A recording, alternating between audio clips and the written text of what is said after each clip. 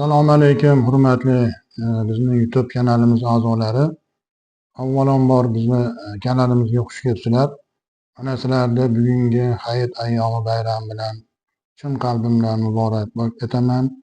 Oilalaringga tinchlik, totuvlik, osoyishtalik, baxt, saodat tilab qolaman. Alloh asalarilaringga baraka bersin. Hamisha yaxshilik kunlarni ko'rishlikni nasibi ro'z aylasin. Mana bugungi darsimiz asalarilarni, ona asalarisini oiladagi roli to'g'risida suhbatlashamiz. Yaqinroq o'tirib mana shu gruppamizga a'zo bo'lmagan insonlar iltimos sizlardan gruppage mana shu kanalimizga a'zo bo'lib bittadan like tugmasini bosib mana shu videolar keng tarqalishligi uchun o'z hissalaringni qo'shishlaringni so'rab qolaman. Buning uchun sizlarga oldindan katta rahmat aytib qolaman. Mana asalarilarda oilasida onari juda katta ahamiyatga ega bo'lgan ona qaralicha hisoblanadi. Buni o'sha ona asalari o'zini oilada barcha ishlarni tartibli ravishda bajarishligi uchun o'zini garmoniyasini yuzaga keltiradi. Chunki qanchalik ona asalari o'ziga kuchli bir pilotniy matga ona hisoblansa, oilada shuncha bir tartibli ravishda ishlar olib boriladi. Sababi agar onari bevosita o'zidan maxsus chiqaradigan matishni veshество deydi. Bu ona asalarini feromoni hisoblanadi. Mana shu feromon orqali butun oilani boshqarib turadi. Ya'ni o'tgangi mana darslarimizda aytib o'tib ketdik. Endi qisqacha oila to'g'risida sizlarga tushuncha berib o'tib ketaman. Oila bu ma'lum bir tartibli ravishda lichinkalarni tarbiya qilayotgan, ona asalarisi tuxum qo'yayotgan va erkak arisi bor bevosita ishchi asalarilarni tartibli ravishda ishlarni olib borilayotgan bir xil garmoniyadagi oila asalari kolonnalariga oila deb ataladi. Endi bu oila ana o'tgangi o'sha darslarimizda aytib o'tib ketdik. Ishchi asalarisidan, ona asalarisidan va erkak asalarisidan iborat bo'lar ekan. Mana shu uchalasi mujassam bo'lgan holatda ona asalari oilasi deb hisoblanadi. Endi bu yerda o'sha ona asalari bevosita ishlarni oilada tartibli ravishda bajarilishligi uchun har bir ishchi asalarilar o'z ishini tartibli ravishda olib borishligi uchun ona asalarining bevosita nihoyatda roli katta ahamiyatga ega. Sababi agar mana ishchi asalarilar tartibli ravishda ish olib borishligi uchun bevosita onari o'zidan feromon ajratib turish bilan mana shu ishchi asalarilarni ushlab tura oladi. Agar uyada onari yo'qoladigan holat bo'lsa, yo'qolgan taqdirda bevosita mana barcha asalarichilar biladi buni. O'z-o'zidan tartibsizlik yuzaga keladi. Gulchang toshish kamayib ketadi. Har xil holatlar yuz berib oilada tartibsizlik kelib chiqadi va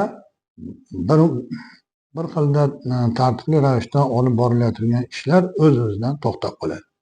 Demak, bu holatda ona asalari uyada yoki yo'qolgan yoki bir jarohat tufayli o'lib qolgan yoki mana shunaqangi holatlar bo'lgan taqdirda uyada o'z-o'zidan signal ketadi, signal trevoga bo'ladi. Bu degani hamma ishlar to'xtatiladi. Shu yacheykalar qurilayotgan bo'lsa o'z-o'zidan to'xtatish jarayoniga o'tadi. Yacheyka qurishdan to'xtatiladi. Ona feromon o'z-o'zidan yo'qoladi. Ishchi-arilarda tartibsizlik yuzaga keladi va qarabsizki, bir xilda tartibli ravishda davom etayotgan ishlar o'z-o'zidan to'xtab qoladi. Ya'ni uyaga ishchi asalarilar ishlamay qo'yadi. Tortilayotgan yacheykali yangi in qurilayotgan inlar o'z-o'zidan to'xtaydi. Gulchang toshish to'xtaydi. O'z-o'zidan ish to'xtaydi. Mana shuning uchun ona asalarisi nihoyatda oilada katta ahamiyatga ega. Endi mana yana ishchi asalarilar Endi mana o'sha ishchi asalarilar bilan ona asalarilarni o'rtasida bevosita muloqot ketadi oilada. Muloqot deganim bu o'sha ona arini o'zini tepadagi jag'laridan maxsus ajratadigan matishni vещество, ya'ni ona ari feromoni bo'ladi. O'sha feromonni ona ari to'xtamay o'zidan ajratib turadi va o'sha chiqargan feromon, ya'ni suyuqligi orqali o'sha ishchi asalarilarni butun koloniyani, oilani boshqarib turadi. Mana shu o'zidan chiqargan feromonda ishchi-arilar bir-biriga o'zidan qabul qilib, onadan qabul qilib olib, bir-biriga bevosita tillari orqali o'sha bir-biriga ishchi asalarilar tarqatadi. Shu hidda, mana shu hiddan har bir uyadagi ishchi-arilar hammasi ta'minlanadi. Bevosita bir xilda ta'minlanib turadi. Agar mana shu jarayon to'xtab qoladigan bo'lsa yoki feromon kamayadigan bo'lsa, o'z-o'zidan uyada yangi ona chiqarishga harakat bo'ladi. Shuning uchun ona arilarni mana yaxshi urchigan ona asalarilar tuxumni yaxshi qo'yadi va o'zidan feromonni yaxshi ajratadi. Endi yillar o'tib 2 yil, 3 yillik onalar eskirgan sari o'zidan feromoni ham kamayib ketadi va tuxum qo'yish prosenti ham o'z-o'zidan pasayib ketadi. Mana shu holatda feromonni bir-biriga tarqatadigan o'sha ishchi asalarilarda oqsoqlik yuzaga keladi. Sababi ona asalari o'zidan chiqarayotgan feromonni yetkazib bera olmaydi, kamayib ketadi. Onda sonda o'sha feromon ajratib chiqaradi. Mana shuni hisobiga bir-biriga tarqatish kamayadi. O'z-o'zidan kamaygandan keyin ishchi tashqarida mana ishlab kelgan ishchi asalari bevosita 1 soat, 2 soat tashqarida yurishi mumkin. Qaytib kelgandan keyin uyaga birinchi navbatda o'sha uyani eshigini oldida turgan arilardan onani feromonini qabul qilib oladi. Demak, uyada ona bor, ish davom ettirsa bo'ladi degan signal ketadi. Mana shu holatda ishchi asalarilar bevosita bir-biriga onani feromoni tarqatib turadi. Mana shu ona ari feromoni bevosita garmoniya bo'lib oilani boshqarib turadi. Endi bundan tashqari qorong'ida mana kechasida ham ishchi asalarilar bevosita uyada hamma ishlarni bajaradi. Yachaykalarni tozalaydi, boshqa qiladi. Shunga suv bilan qo'shib asalni perga holatiga olib o'tadi, gulchangni. Mana shu jarayonlarda har xil ishlarni bajarish va ona arini tuxum qo'ydirish va hokazo ko'p ishlarni bajarayotgan holatlarda ishchi asalarilar kechasi ham bir-biriga yelkasini tegizgan holatda bir-biri bilan aloqa qiladi. Bir-biri bilan yelkasini tekkizib ona arini o'sha feromonni tarqatadi. Mana shu holatlarda ishchi asalarilar agar bir-biriga yelkasini tekkizib shu ona arini feromonini tarqatish jarayonida agar oqsoqlik yuzaga keladigan bo'lsa, mana qo'qqis aytaylik, oilada ona ari yo'qolib qoldi. O'z-o'zidan trevoga signal ketadi. Haligi ishchi asalarilar ona arini yo'qligi uchun feromon tarqatish yo'q, feromon yo'qoldi. Bir-biriga trevoga signalini berishni boshlaydi. Mana shu holatda feromon yo'qolgandan keyin o'z-o'zidan trevoga signali kelib chiqadi va oilada bevosita tartibsizlik boshlanadi.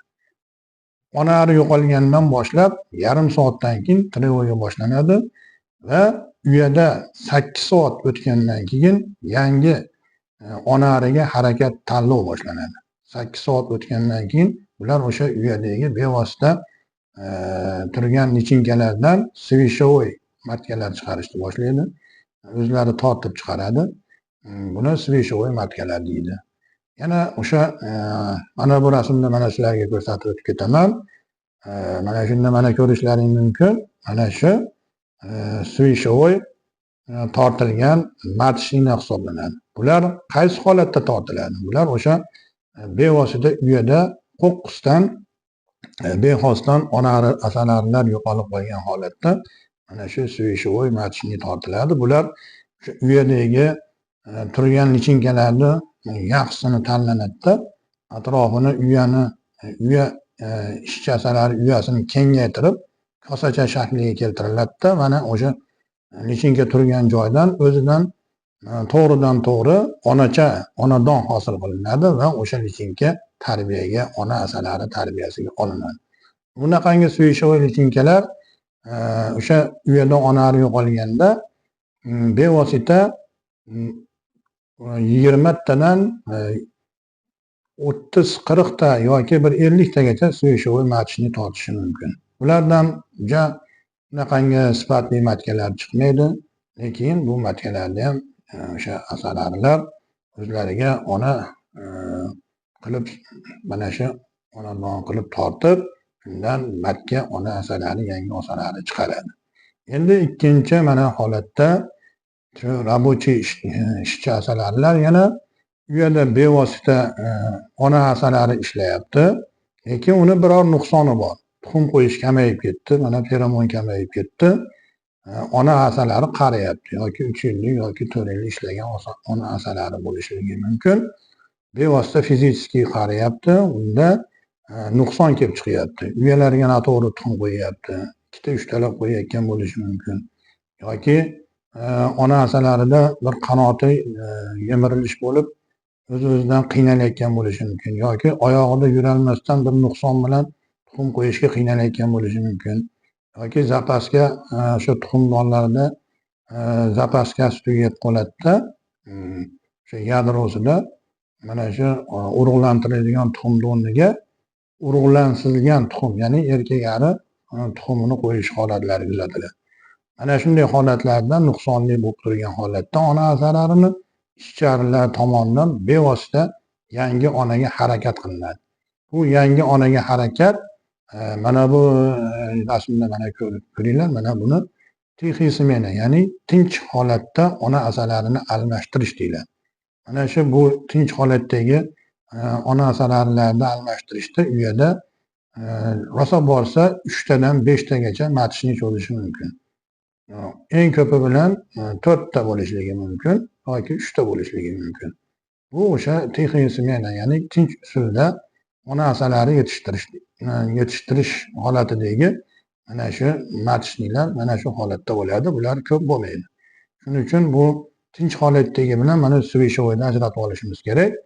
Suyishovoyda mana ko'rdinglaring, mana bu holatda bir 20-30 tagacha tortiladigan bo'lsa, bular uyani tepa qismlariga, o'rtalarida, har xil uyani chekka burchaklarida bo'lishligi mumkin. Lekin tinch holatda uyani markazi o'rtasida yoki uya chetida, mana shu tepasida, mana shu holatda bo'ladi, lekin 3 tadan eng ko'pi bilan 5 tagacha bo'lishligi mumkin. Lekin 4 ta, 5 tadan oshiq bo'lmaydi.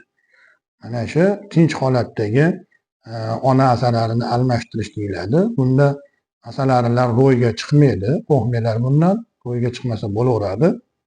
Ro'yga chiqmaydi, lekin tinch holatda onasini almashtiradi. Tinch holatda almashtirish qanday bo'ladi?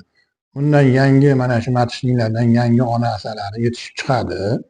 Yetishib chiqqandan keyin havoda uchib keladi. Uchib kelib tuxum qo'yishni boshlagandan keyin mana bu eski yurgan uyadagi eski ona asalarisi ham yuraveradi.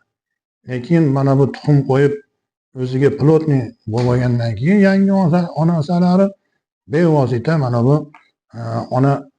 yangi ona chiqib mustahkamlanib bo'lgandan keyin eski ona asalarisini o'zlari o'ldirib yuborishadi. Bu mana shu tixiy, ya'ni tinch holatda ona asalarini almashtirish deyiladi. Bunda oila hech qanaqangi ro'y holatiga o'tmaydi. Gulchang ham toshiydi, bemalol nektar ham toshiydi. Oila rabochiy ishchi holatda ishlab turadi. Bevosita onani o'zlari almashtirib oladi. Bu mana shu tixiy smena usuli deyiladi. Endi mana 3-chi holatda ro'yovoy sostoyaniya, bu ro'yga chiqish holatidagi ona asalarini almashtirish deyiladi. Bunda mana sizlarga mana bu rasmni aytib ko'rsatib o'tib ketaman. Mana bunda ko'rishlaring mumkinki, bu holatda oila hammasi ro'y holatiga o'tadi. Bunda hech qanaqangi gulchang toshish yoki ishchilar inlar qurish, boshqa qilish holatidan asalarilar voz kechadi. Uyada tartibsizlik yuzaga keladi. Bevosita mana u eski ona asalariga yangi yacheykalarni tortib hammasiga tuxum qo'ydirishga o'tadi. Mana shu ona asalarining yangi yacheykalariga tuxum qo'ydiradi. Bular asosan mana uyani pastki qismlarida bo'ladi. Uyani pastki romkani pastki qismlariga tortadi. O'shni matishni deyiladi bular. O'sha ro'yga tortgan matishliklardan chiqqan onani nihoyatda kutishadi bular. Yangi ona asalari chiqishi bilan kanonnalar o'z-o'zidan ajrab ketadi. Bu o'sha eski onaga bo'ysungan oilalar, asalarilar bevosita uyadan qochib ro'yga chiqadi. Yangi uyadan chiqqan ona asalari bilan birmuncha to'p koloniya asalarisi mana shu uyada qoladi. Mana shu holatda bu ro'yovoy sostanidagi ro'y holatidagi tortilgan matishliklar mana shu holatga keltiradi oilani. Oilada ya'ni kim bo'linish holati yuzaga keladi. Yangi oilaga uchib uyadan qochib chiqib oila ko'chini ko'chirib olib chiqib ketish, bu o'sha ro'y holatiga o'tish deyiladi. Mana shu holatdan ehtiyot bo'lib ro'yovoy matkalar bilan nihoyatda ishlashda hushyor bo'lish kerak. Endi ro'yovoy matkani chiqarib boshqa uyaga solib qochib chiqqandan keyin uzoqqa ketmaydi u. Bir kungacha o'sha uyani o'sha asalari joylashgan yashiklarni atrofida daraxtlarga qo'nadi. Agar bir kungacha kuzatib o'sha ro'yda chiqqanini ko'rmay qolsangiz, keyin o'sha bir kun turib ular boshqa joydan razvedchik arilar joy topib, qidirib topib olib keladi. O'sha razvedchilar topib kelgan joyga qarab keyin bir xilda uchib ketishib qoladi. Agar mana shu bir kunlik holatida ularni kuzatib ro'yni qaytarib boshqa uyaga ko'chirib olmaydigan bo'lsangiz, u ro'y o'z-o'zidan sizni pasaykangizdan ketib qoladi. Mana shuning uchun o'sha ro'y ishini matishliklarni ham ishlatsa bo'ladi, lekin bular baribir o'sha keyingi instinktida o'sha baribir ro'y holatiga o'tish saqlanib qoladi. Chunki ro'yovoy matkadan chiqqan uni qizi o'sha ro'yovoy bo'lib chiqqan oila yana keyinchalik ro'y holatiga o'tishi mumkin. Bu narsa o'sha bir necha bor tasdiqlangan. O'sha ro'yovoy matkalardan foydalanishda mana shu ro'y holatiga o'tishlar kuzatilgan. Bu ro'yovoy matkalarda ishlatsa bo'ladi-yu, lekin hushyor bo'lib o'sha ro'yga chiqqan paytda tezda o'sha daraxtdan ko'chirib olib boshqa uyalarga solib ishlatsangiz bo'ladi. Lekin bular ham yaxshi o'rtacha shu tixi smenadan turadigan ikkinchi holatdagi sifatli matkalar qatoriga kiradi. Lekin o'sha ro'y ko'chirish holatligi borligi uchun bu ro'yovoy matkalardan ko'p insonlar uncha foydalanmaydi. Lekin maxsus o'sha ro'y bilan ro'y asalaridan olingan ro'yovoy matkalar bilan ishlaydigan asalarichilar ham bor. Bular endi o'ziga yarasha o'sha opti bor, o'ziga yarasha maxsus o'sha tayyorgarligi bor. Ro'y chiqqan paytda tushirib olib qolishga harakat qiladi. O'sha ro'ylarni keyin oila hisobida ishlatib yaxshi natijalarga erishgan asalarichilar ham bor. Endi oddiy holatda eng sifatli matka mana shu tepada aytib o'tib ketdim. Sizlarga tixi smena usulida olingan onalar nihoyatda sifatli hisoblanadi. Keyinchalik ham mana shu tixi smenada chiqarilgan oilalardan chiqqan matkalar o'zidan yana shunaqangi tinch usulda ona almashtirish holatida ishlashga davom etadi. Chunki o'sha tixi smenadan chiqqan oiladagi matkalar keyinchalik ham o'zidan tinch usulda ona almashtiradi. Mana shuning uchun bularda nihoyatda sifatlik tuxum qo'yishi ham, asalga ishlashi ham barcha jarayonlarda o'zini yaxshi natijalari bilan ko'rsatgan. Endi 4-holatda ona asalari yetishtirishda bu sun'iy usulda mana o'zi mana shu lichinka ko'chirish usuli bilan mana bu rasmda sizlarga mana ko'rsatib o'tib ketaman. Lichinka ko'chirib o'sha sun'iy mum kasachalar yasaladi oldin. Sun'iy mum kasachalardan mana bu sun'iy mo'mkasachalar. Mana shu sun'iy mo'mkasachalarga maxsus tayyorlangan reykalarga mana shu mo'mkasachalar o'rnatiladi va o'sha mo'mkasachalarga oiladagi lichinkalardan olib lichinka ko'chirish orqali sun'iy usulda insonlar tomonidan, asalarichilar tomonidan mana shu sun'iy lichinka ko'chirish holatida yangi ona chiqarishga harakat qilinadi. Mana shu usul sun'iy ravishda ona asalari yetishtirish deyiladi. Bu to'g'risida ham keyinchalik sizlarga alohida bir to'xtalib o'tib ketaman. Hozir mana ko'rsatib o'tib ketyapman. Sun'iy usulda ona asalari chiqarish bu alohida bitta darslik bo'ladi. Darslarimiz kuzatib borsalaring, mana shu sun'iy usulda qanday qilib ona asalari yetishtirish va bundan tashqari mana hozirgi paytda искусственное осьминение, ya'ni sun'iy usulda ona asalarini urug'lantirish, mana shu holatlar, mana shu urug'lantirish bo'lgan darslar bor. Mana shu darslarda sizlarga bevosita tushuntirib o'tib ketaman. Endi mana ona asalarilarda o'sha ona asalarilar turlarini bilib oldik. Shuning uchun bu onani oiladagi roli nihoyatda hamma o'sha ishchi asalarilarni o'ziga bevosita tortib turar ekan.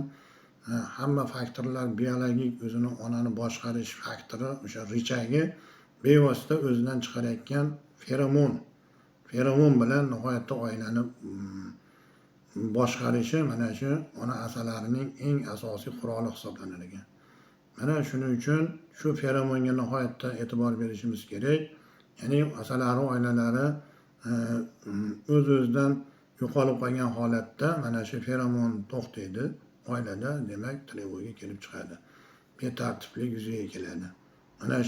Mana shunday holatlarga e'tibor berishlik uchun biz oilada ona asalari yo'qligini qayerdan bilib olamiz? Biz oilada ona asalari yo'qligini qayerdan bilib olamiz? Demak, uyada tartibsizlik yuzaga kelgan, bu birinchi holat. Va ikkinchi holatda oilada agar bir kunlik tuxumlar yo'q bo'ladigan bo'lsa, demak uyada ona asalari yo'qolgan degan xulosaga kelishligimiz mumkin. Mana shu bugungi darslarimiz qisqacha mana shundan iborat edi. Mana keyingi darslarimizda Xudo xolasa sizlarga bevosita mana sun'iy ravishda ona asalarilar yetishtirish va boshqa ona asalarilarni yetishtirish turlari to'g'risida bevosita tushuntirib o'tib ketaman. E'tiborlaringiz uchun rahmat. Mana bu kanalimizga a'zo bo'lmagan insonlar iltimos a'zo bo'lib, like tugmalarini bosib, bizni qo'llab-quvvatlab turishlaringizni so'rab qolaman. Avvalambor hammalaringga darslarni mana shu darslarni tinglab borayotganliklaring uchun rahmat. Sog' salomat bo'linglar, tinch bo'linglar. Yana bir bor hammalaringni hayit bayramlari bilan muborakbod etib qolaman. E'tiborlaring uchun rahmat.